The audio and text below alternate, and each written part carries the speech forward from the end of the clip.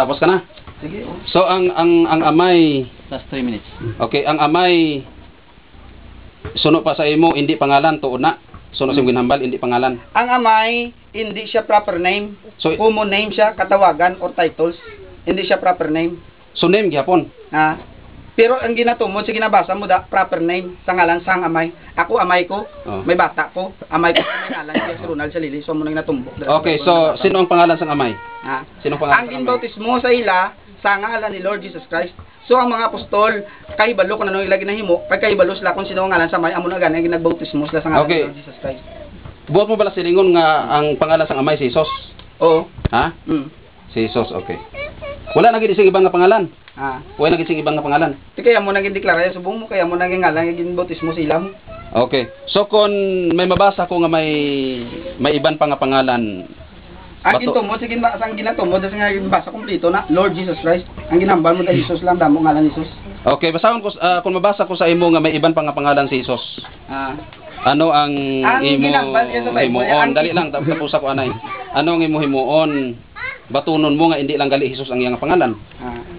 Ang ginambal bila sa Bible, kita mistake lang ta sa Bible. Ang Mistake is Bible, basta ang Bible ginambal yung nila, basahon klaro. mo Klaro ang ginambal nila. Nga magpabautismo kamo sa ngalan ni Lord Jesus Christ. So mo na dapat. Okay. Susunod pa sa imo ang pangalan sang amay si Jesus. Di ba la? Hmm? Si Jesus kag hindi mo pwede matawag nga pangalan kung improper noun.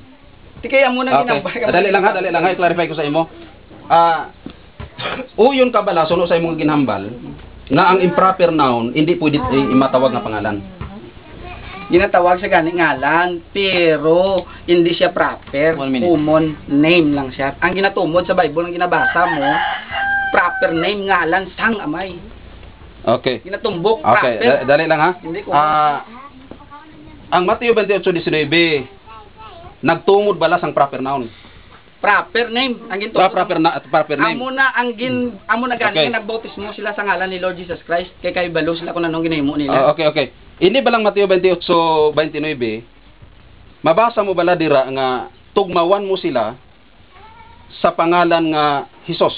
Amo na gani nga kay balo ang mga apostol kung anong ila ginahimo kay kay balo sila kung sino ang ngalan sang amay amo na nagbautismo sila sa ngalan ni Lord Jesus Christ. Kay ang ngalan sang amay nga ginahambal amo si Lord Jesus Christ. Gusto mo ba siya? Okay. So, wala na gid sing iban nga pangalan ang amay. Amo na ang ginbautismo nila. Sundon ta na. Ang pamangkot ko sa imo, ang Wala na pangalan. sa iba niya ngalan, Okay, ngalan dali ni lang, Lord Jesus Christ. Dali lang, ang pangalan ako nga gusto i-clarify. Amo na gani sa ngalan ni Lord Jesus Christ Okay. kay kagina mo pag ginahambal Okay. nga pangalan. Time is up. Okay, so the question and answer.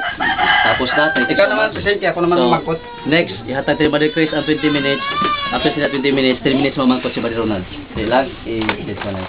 Okay? Time starts now for 20 minutes. Bible brada. Bible eh. Nag-istoryahan ita bala nga hindi Bible. Pina-remind ko lang Oo.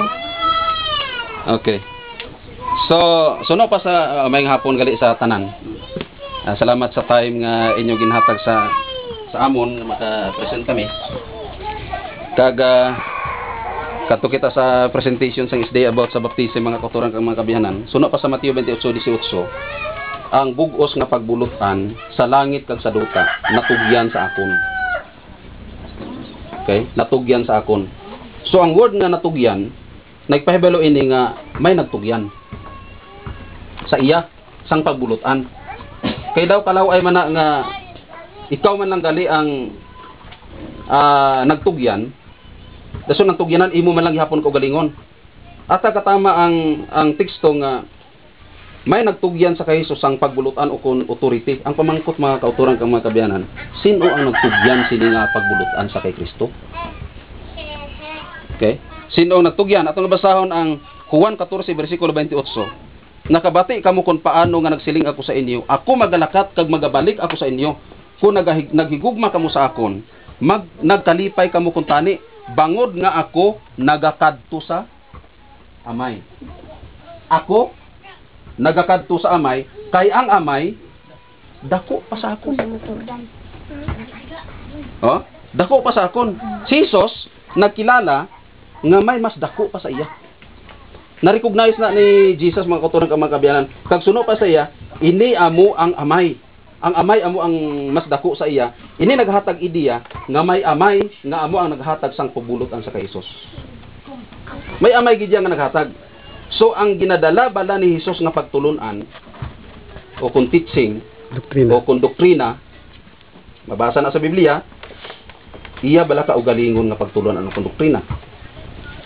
Okay, iya bala ni nga pagbulutan, iya bala ni nga pagtulunan. Aton mabasa diri sa Juan 7 bersikulo 16. Gani si Jesus nagsabat sa ila, ang akon pagtulunan o kung doktrina sa KJV, hindi akon, kundi iya sa nagpadala sa akon. Karon masiling kay mo yang ang amay, ang pangalan sang amay si Jesus? Hindi na nibutis. Ha? Hindi. Kuan ni, dala na sa topic. So wala ka na mapanda nga magambal kay ha? Oo. Di amo nga nga hindi magkumod basta magkuan may mag-present. Okay. Hindi ka ginagambal ka magani. Okay. So si Jesus nagsabat sa ila, ang akon pagtulunan, hindi akon. Basaha bala sa inyong mga Biblia. Hindi akon, kundi iya sang nagpadala sa akon. Karon masiling ka imo yang ang amay si Jesus. Nga si Jesus ginpadala man gali sang amay. Kag si Kristo ya nagsiling nga ang amay mas dako pa sa akon. Oh? Mas dako pa sa akon. So sino ang nagpadala sa kay Kristo nga amo ang tag-iya sang iya nga pagpanudlo? Ang ginapanudlo ni Jesus amo ang tag-iya sini iya nga ginapang doktrina iya nga ginapanudlo. Suno pa sa Juan 12 bersikulo 49. Kay wala ako nagpamulong gikan sa akon kaugalingon, kundi ang amay nagpadala sa akon, nagsugo sa akon kung ano ang akon isiling. Kag ano ang akon nga ipamulong. Ikaw masiling kay mo yang ang amay si Kristo. Daw kakaladlawan na nga ikaw magpadala, ikaw managali makadto. Di ba? Kuan na iya. So ang amay amo ang nagpadala sa iya, ang amay man amo ang nagsugo kung ano ang isiling kag ipamulong ni Kristo. Excuse me lang. Okay? Ano to? Dali lang. Okay, sige. Juan 12 bersikulo 49. Maayo kay teksto gin pamangkot. Ano ang ginsiling ni Hesukristo nga gikan sa iya nga amay nga nagpadala sa iya? Okay, ano ang iyang ginsiling? Suno pa sa Mateo 28 bersikulo 19, busa lakat kamo kag himuon nga mga gintutunan ang tanan nga kapungsuran nga nagabautiso. Nagabautiso sa ila sa ngalan sang amay, sang kag sang anak, kag sang Espiritu Santo.